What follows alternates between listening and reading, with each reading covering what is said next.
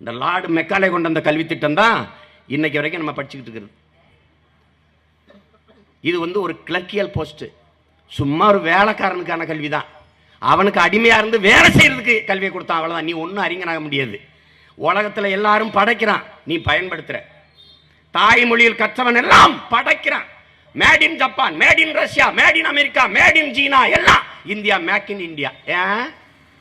ஏன் நீ சொந்த மொழியில படிக்கல? பிரச்சனை தான்.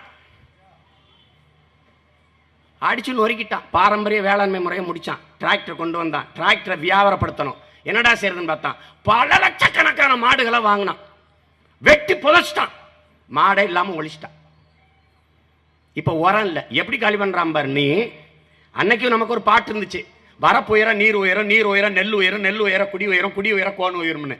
இங்க வரப்பு இருக்கு, நீரும் இல்லை நெல்லும் இல்லை, உயரலை.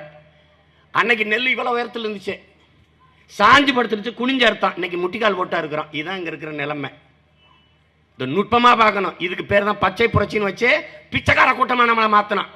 இந்திய நாட்டில் 130 கோடி பேர்ல 40 கோடி மக்கள் இரவு உணவு இல்லாம தூங்க போறான். இரவு உணவு இல்லாம 40 கோடி பேர். இந்த லட்சண வெங்காயத்துல உணவு பாதுகாப்பு மசோதா வருது.